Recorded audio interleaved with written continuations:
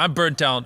Screw this. All we need is $20 million. Hey, Netflix, how much would you pay me? It. We're in too deep. Every other day we'd have mental breakdowns. You're funny. You want a job? Just put this out there. I did not enjoy being married alive. Why is Jimmy cry when they brought up my back? So, I make videos. What's up, everyone? Welcome to the Colin and Samir Show. I'm Samir. I'm Colin. And every week on this channel, we talk about the latest in the world of creators. So if that interests you, make sure to subscribe. After we put out our breakdown video about our time with Mrbeast, a lot of people in the comments were asking for the full interview. This is the longest episode on our channel, but for us, experiencing 72 hours with Jimmy was so educational, and we pulled so much value from just being with him. I feel like spending the time to watch this full interview can really teach you a lot about Mrbeast and just a lot about the career of being a creator. This episode of the Colin and Samir Show is brought to you by Jelly Smack. If you want to check them out, the link is in the description, but more on them later in this episode. Colin, roll the intro.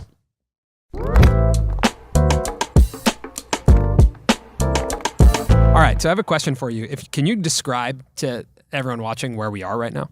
Yes. So, I got a mic on so I can move around a little bit. Yeah. I just bought this brand new studio and 100 acres of land around it. This is where we're filming all our videos going, not all, but all our indoor shoots going forward. I mean, ask me more questions. There's so much to talk about. It's impossible for me to list. How much did this cost, and how long in the making has this been? So the land around it, obviously the studio, the renovations and everything, and obviously we don't pay it all up front, but in total, it'll cost over $10 million.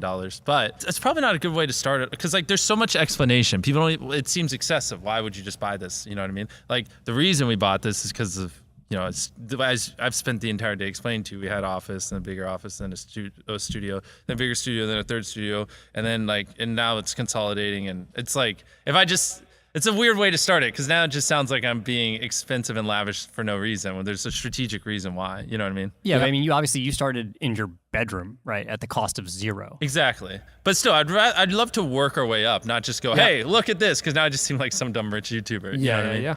So not only are we here in your, brand new studio, but we're here in your hometown. Yeah. And I think that's been one of the most interesting things to experience is spending a day with you here, even spending time with your mom, even some of the places. Out of context. That's a fun sentence. But even spending time here in your hometown, like we've met people who grew up with you. Yeah. Which is really interesting. Like everyone asks us, like, hey, I think people know that we're from out of town. So like, hey, what are you guys doing here? Yeah. And we're like, oh, we're filming, some content. They're like, oh, with Mrbeast? And we're like, yeah. They're like, oh, I played baseball with him. Really? And it's really interesting to meet people and recognize like you are still in your hometown. Exactly. And a lot of people who are from small towns in the US, they think like, I got to get out of this town to find success. So why did you stay in this town, and how do you think you found success staying here? Honestly, it really was easier to just stay here. As I started making the videos bigger and bigger and hiring people, and I got warehouses and studios, like you get so anchored down, like, you're just gonna relocate all your employees to LA and buy a studio space there that costs 10 times more? Why? You know what I mean? Like, what are the negatives of being in a small town? I would argue with the internet and things like Zoom, where you can talk to everyone and we're so interconnected, like there really is no need to pay 12% more tax because of, state tax in California, and then on top of that pay like 3 to 5 times more for rent and all this other stuff. It's almost silly to be there for people in our position. Did it ever cross your mind though that maybe you were missing out on opportunity to collaborate? Like, not really. Never. No, I mean, if you're good enough friends with someone, they'll come down. Like you guys came down here. We are. If there's someone I really want to hang out with, like, or I could just fly there when I need to. That bug's gonna annoy me. It's dead now. Thank you for getting rid of it. But like if I really want to hang out with someone, they can just come down. You know what I mean? It's like a 4-hour flight. Yeah, I actually think on the inverse, spending the day with you and like shadowing what at least half a day looks like. I don't even think we saw your full day. We met up with you in the middle of the day. That's true, yeah. And it was like boom, boom, boom. We were going like thing to thing to thing.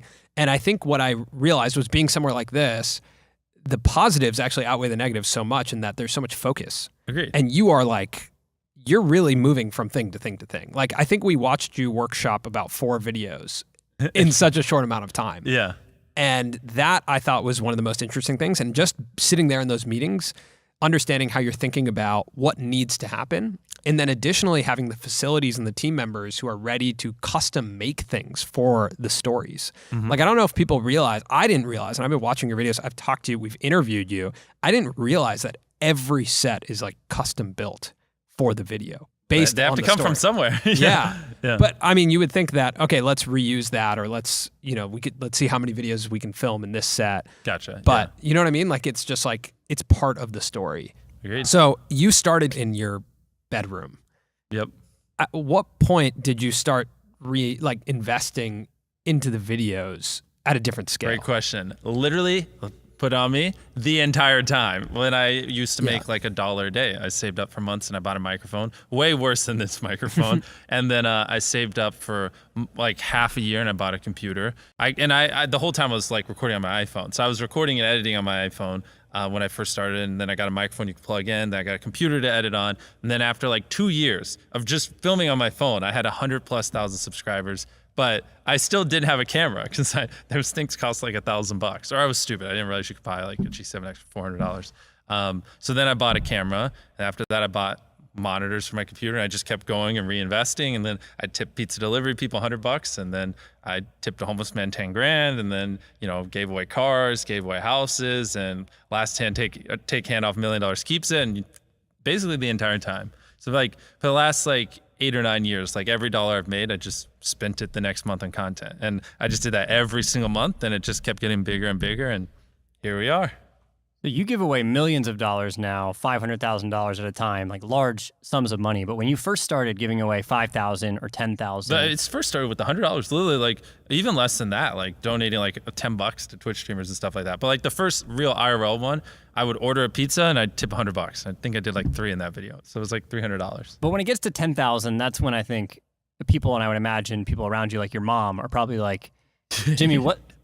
Yep. Are you sure about that? Exactly. Like, what was her reaction to that? Well, so I did my first brand deal. I'm sure you guys have heard the story, but for people that don't know, I was offered $5 grand for a video. But this was when I was like 19, and it was so much money. It's like, Mom, look, and I was like, double it, and I'll walk outside and I'll give it to a homeless person. And they're like, no, you won't. And I was like, double it. And I like pacing around my neighborhood for 3 hours, convincing this guy like on the phone, just double the money. I promise the video will go viral, and I'll give it to homeless person. I was like, $10,000 just looks better in a title. It'll get more views. I promise your app will do better. And I ended up getting $10,000 and then gave it away. And my mom's like, why don't you just give away $8,000, $9,000? Why all $10,000? I was like, Mom, it'll look better in the title, and it's just better, And that's basically that. Yeah. How did you know that, giving away $100? I guess it's natural, but like, why does it make such good content?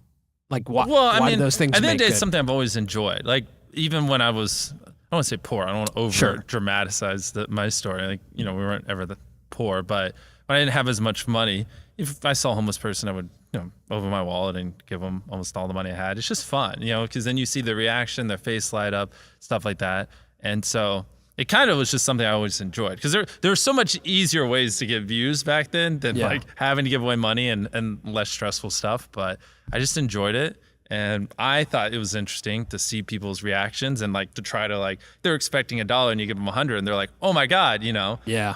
So it's just kind of like a mixture of what I thought was interesting, but also what I enjoy, if that makes sense. Were there other people when you were growing up making YouTube videos?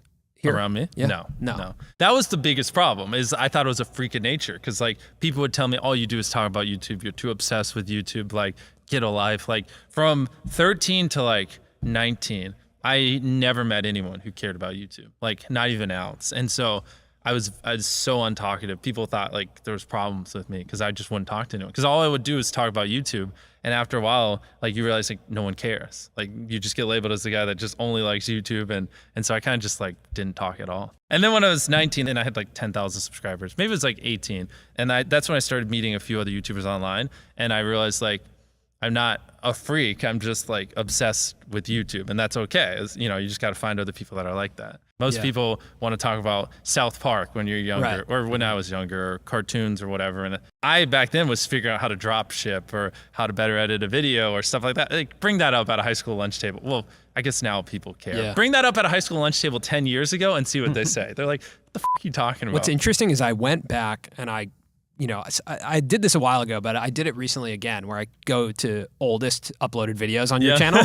You have some videos that are actually kind of similar to the videos we make, where you were talking about other creators and how they were growing. Yeah, back when I did Call of Duty commentaries. Yeah. So you would play Call of Duty and then you would talk about other creators. I thought that was really interesting to watch. Studied so hardcore. Like I don't remember the YouTuber's name, but some YouTubers ad revenue, he was hacked and it was leaked, and it showed that he made like 300 grand over 3 years. And I made like 2 videos on that, and I was just so shocked. I was like, guys, and I remember like telling everyone I know, and they're all like, who cares? I was like, guys, YouTubers can make money. Like, I thought it was just cool to be. Did you know they can make money? I'm like a stupid teenager, like really young. I was like, how is this possible? I was like, that's so much money. That's more than like my mom makes, you know, in like so many years. And I was mind blown by it. And like I would find stuff like that and just make videos on it because I thought it was cool. And some of those, like you were uploading Minecraft videos, Call of Duty videos. Did you have like a community when you first started uploading? Like, did you notice people in the comments that were the same people? Not really. No, there's like maybe like 2 or 3 people that would comment on each. And back then, which I think small YouTubers should do, is I would reply to every single comment. And so I think a few people caught on that I would always reply. And so some people would just be like, I wonder how long it'll take for him to reply. And like, so that was a lot of my comments when I was smaller, but at least it kept him coming back. And it's like, it got to the point though where I was getting hundreds a day, and I was like, okay, like maybe I shouldn't spend an hour a day doing comments. And so I dialed it back. What type of content did you start feeling like, oh, okay, now there's a like consistent subscriber base coming back to watch these videos? It's a hard one. That one, I honestly have no idea. Like, it's so long ago, it's all like a blur. Like, I just remember like making videos, and I remember being like, dang, like everyone's telling me like, you're stupid, you know, you're very awkward, like, you know, why would you make it? There's millions of people trying. And I just remember being like, I don't know, I just like it. I'm gonna do this or I'm gonna die trying kind of thing. 'Cause also I was a big pussy back then. But I just, after just grinding year after year, there's probably some blur between when I was 17, 18, 19, somewhere in there, it just started to get a little bit of views, you know what I mean? Yeah, it seems like sports is probably the most it's really like the only thing to right? do. Like that's like the accepted thing here. Everywhere you drive, it's like a baseball field, there's basketball courts, soccer, We met someone today and they said they played baseball with you, and then they also said that Chandler was really good at basketball. Yeah, that's good, So maybe we'll have to take him on next. I'll invite him over tonight. Yeah, that'd be fun. We'll take him on. Like, I mean, that looks good. The footage isn't going to show, but I'll just show one clip from the basketball game. We played basketball last night, and I think they scored like 2 points. Okay, 4, by the way. It finished 10-4. 10-4. Oh, At the time we started filming, it was me and Sapnap versus them. And he scored like 1 basket. He's like, look, the clip you showed me before this. Also, I just want to say that I had a steal before the basket. That's so true. I had the assist. So. Double highlights. It's interesting because it does seem like sports is like the most accepted thing here, but you dedicated yourself to something completely different. And did you mind at all that feeling of like everyone being like, what are you doing? Well, of course. I mean, it's weird. I think the problem is like, I told this story years ago, it probably would have helped. It's so much more acceptable now. Like everyone wants to be a YouTuber. Everyone wants to be a TikToker. Like growing up now, like you can just tell by the people and the numbers and explosion of social media that like it's a lot more widely accepted. And also it might also be where I grew up in North Carolina. It's different than LA. But back then, like it really just was a strange thing. You know what I mean? To like want to dedicate your life to being a YouTuber and being that obsessed. And so for me, like there's probably like 0 people within a 1-hour radius of me that actually loved YouTube like I did and anything like that. So it's just like if you wake up and every day you obsess over something and you live and breathe it, and that's what you think about, that's what you do, that's what you study on and off, that's what you stay up every night grinding, and no one else even gives a flying about it. It's like you just feel like a weirdo, you know, like an outcast. And I was also like just dumb. Back then I didn't realize, oh, well, I just need to find different people. I thought like, oh, my whole life I'll just never enjoy talking to people. And then I met other YouTubers, and then I started talking to them like 10 hours a day, and I was like, then that's when the channel really started taking off. Yeah, one thing you said to us yesterday, you sat and like kind of roasted some of our content and our videos, and it was like so informational and educational for us. And it's not stuff that you haven't told us before, but being around it is so important, right? Like sitting in your meetings and understanding. How important was that for you to develop a community online of fans? Of friends. Friends. Yeah, beyond other important. YouTubers. Like, that's just where you just, so like, imagine a world where it's just you working solo and you work 12 hours a day every day for like a year. And you're just grinding, you make a mistake, you learn from it, you grind, you make a mistake, you learn from it, and you do that for like a year. And then imagine a different world where you have 4 friends who are also equally grinding in something similar. friend number 1 makes a mistake on Friday. He teaches the other 4 people. Friend number 2 makes a mistake the next week, teaches everyone. And then like you're all learning from each other's mistakes. You're all constantly studying 24/7 and downloading each other. Like after a year, you're like 2 years ahead of the guy who was just solo. It really does make a difference, especially like my friend group when I was like, I met a bunch of people when I had 10,000 subscribers and we all like, we agreed not to drink, we didn't do drugs, like we didn't date, we didn't do anything. We just literally obsessed from the time we woke up to the time we went to bed. That's literally all we did. It's wild. Like I've told this story before, but for people who didn't listen to our other podcasts, like one day I literally got up and we had an 18-hour Skype call. And then I went to bed, and that's all I did. And we were just tearing apart YouTube videos, studying trends and stuff like that. I don't even know how I got food. Like, pretty sure I was just ordering food so I didn't even have to leave my house so we could keep working. Like, it was that level of obsession. It was just dumb. It was so unhealthy. Do you still talk to some of those people? Oh, I talked to all of them. Well, not all of them. I talked to most of them. Wow. Are any of them here in person with you now? No. One of them, his name's Dylan. He's he's Dylan, killing the it. guy I talked to? Yeah, too? exactly. Dude, he was, I thought about him for the next week after that, after He's I so chatted smart. with him. Yeah, he's good. He's super sharp. I He's told killing Colin it. about him too, the Rebound, the NBA. Yeah. Yeah. He's really He's good. really sharp. Yeah, His I like yeah. him a lot. And so he's always been kind of like my sounding board. And like, if I have a question, like, I'm like, I don't know what to do. Like, he's usually pretty good at helping me think it out. Like, I've probably spent 10,000 hours talking to him over the course of like the last 6 years. It's wild. Yeah. I think what's interesting is that, you made all of these friends and you had to Skype them, right? Like no one was here with you in person. But when we were spending time with you yesterday, I mean, there's people everywhere. Serious organization. Not only are there, That was back when I edited my videos, set them all up, tore them all down, did literally everything all by myself. I didn't have like a single employee until like 4 years ago. So like personally for me, it's been tough for me to add employees because I have a hard time like giving up control and I don't always know how to manage. Yeah, well. And I feel like that's like a really good strength of Samir's. How did you go from even just making that decision to hire one person? It was brutally hard for me, man. The first one was just an editor, and even then it's like, because I'm so particular on how I wanted it. And I also didn't have an office or anything when I first started. So I just set up a computer in my room, and he would come over and edit the videos after I finished, and I would just watch him edit.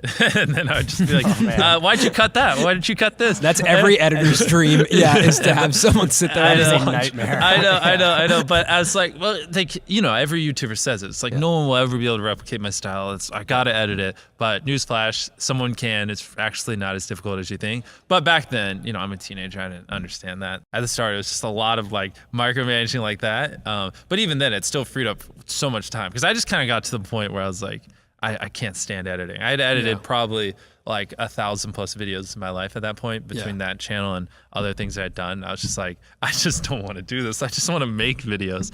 And so that first one, and then I just was like, oh, why don't I I think I did a video where we like smashed 4,000 plates, like dropped them to see how they'd break. And it's like, well, why don't I hire just someone to help me pick up these plates and, hire someone to help with this. And then it just, I started with like 2 or 3 people, and then every month I just hired someone else as the videos got bigger, and here we are 4 years later. Yeah. Almost every podcast I feel like you've been on, or every time you talk about YouTube, you always talk about how you reinvest everything back into the channel. Literally everything. And I think spending time with you here, what I noticed is that's actually not just money, it's time.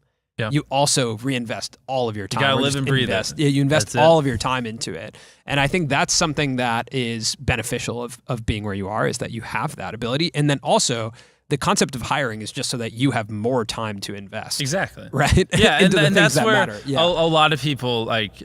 Again, the thing is, everyone has different priorities. If you want to make a few $100,000 a year and just, coast or whatever, like, not everyone has ambition and stuff like that. But if you really do want to be the best you can possibly be the biggest YouTuber, you should look at hiring as a way to free up your time so you can do more important things, and even then, and hyper optimize every little minute. And anything that isn't work, you should outsource to someone else so you can recharge so you can work again. You know what I mean?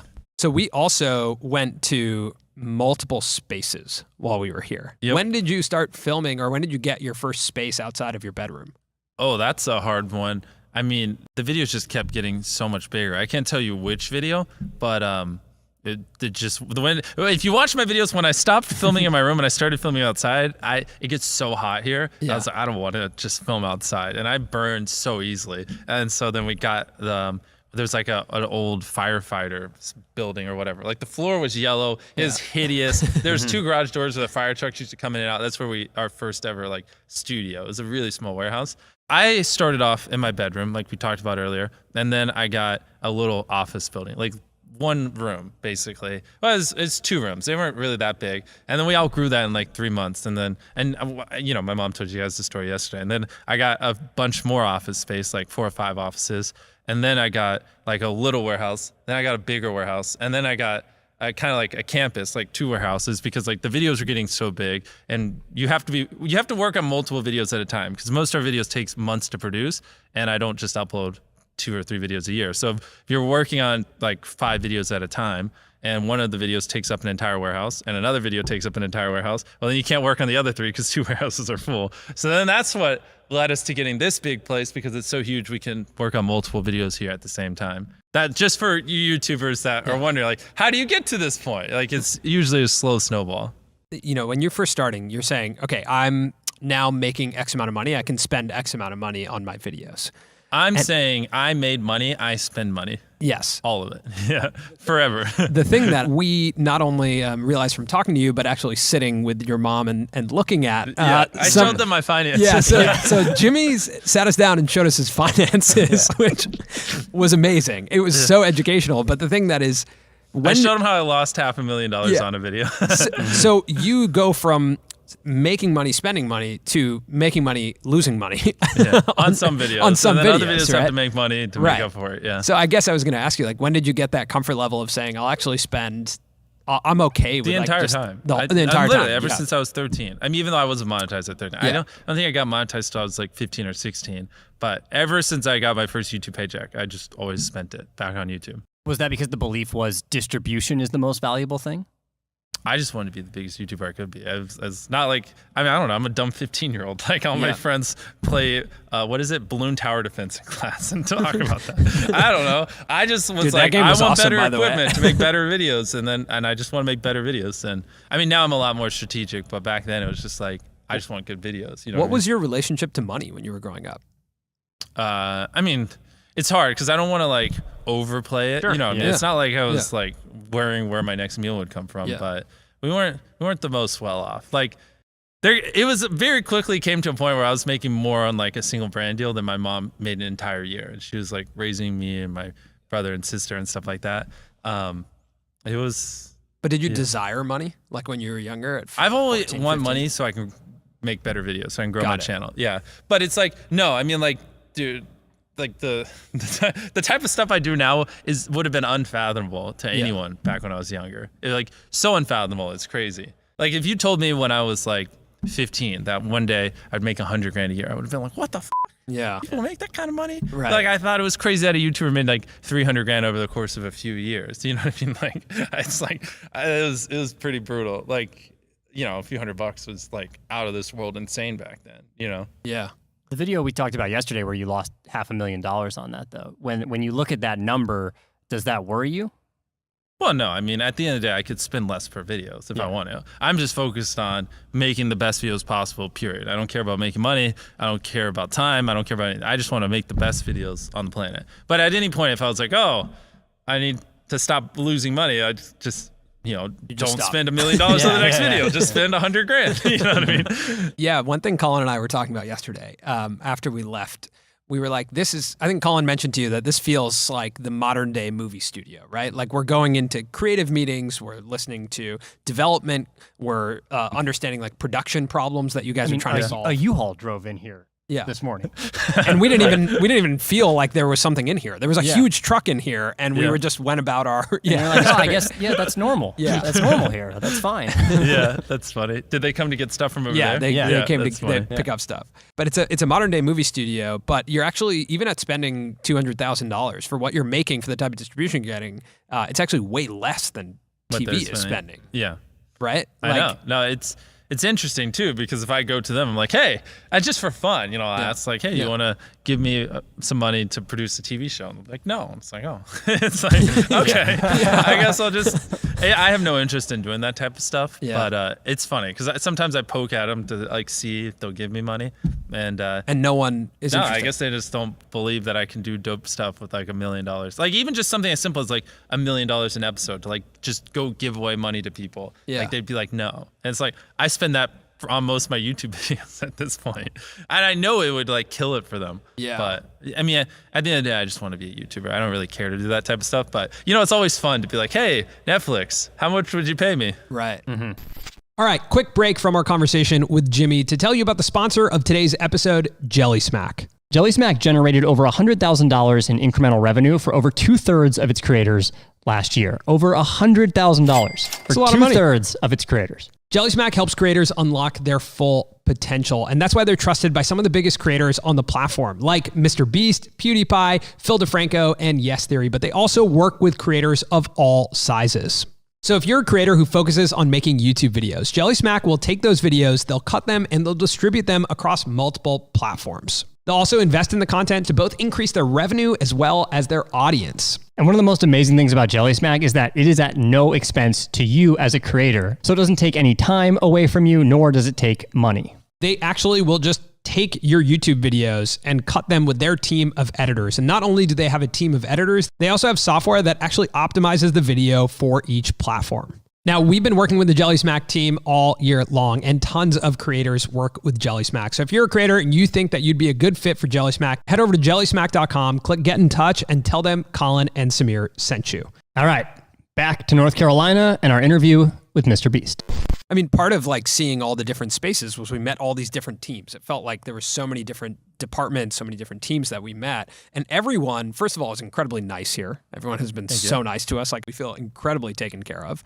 But outside of that, like everyone is such, like you've curated a team of people who are just so hardworking. It's like all about the work. Yeah. There's no fluff. I'm blessed. I agree. We got a lot of great people here. And obviously, you know, like the videos we do where, now I'm drawing a blank, like selling houses for $1 or putting 1 million Orbeez in someone's backyard or whatever the stupid things we're doing, or filling a person's house with slime. Like I can't do that on my own. Obviously, I need help. So blessed. Yeah.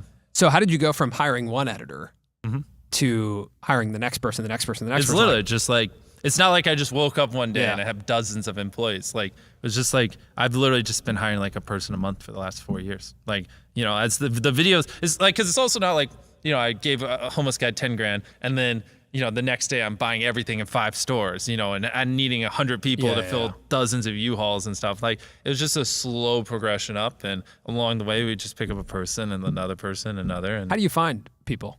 Because I think that's something that YouTubers have a really hard time with. I don't really know. I mean, I've been doing, like I said, 4 years. Like, it's a very, very, very slow grind hiring all these people. I honestly, there are way more qualified people for that. If someone knows how to find great talent, please reach out to me. I'll pay you. Yeah, I personally loved the creative meetings. I thought those were the most interesting to be in, just the way you guys are thinking and the way like everything has to fit together. And you're thinking obviously very much in like terms of retention, but your whole team is also thinking the exact same way. As you should. Yeah, and like the problem solving you guys are doing is so specific to YouTube, right? You know what I mean? Like it's not problem solving that if you walked into a movie studio that they're thinking about. And I think actually that's some of the problem with what's happening in Hollywood is that they're thinking about the fact that something on Netflix is competing with one of your videos. Do you know what I mean? Like when I'm watching an internet video, whether it's Netflix or YouTube, like you're on the same playing field. So you actually have to compete in the same. Well, I mean, I'm sure world. they shoot for retention as well. We're very, very serious about it though. I don't like using cinematic shots or, you know, unless like you have multiple cam setups here. Like if I'm talking to this camera and you're not cutting it for too long, that's boring. You'll lose retention. But if I talk and you cut to that angle while I'm talking and cut back, and you know, it helps it. And it's not bad to be obsessed. Like if people aren't clicking off, that means they're entertained, you know? So I'm hyper obsessed with just making sure people actually like what they're watching. Yeah. I think the thing is though, you know, Netflix sure cares about retention, but they're grabbing content from all over, from people who aren't basing all of their data and analytics off 10 years of just uploading to Netflix. Right. Yeah, right. And that's what's entirely different about creating for YouTube is that you're taking the metrics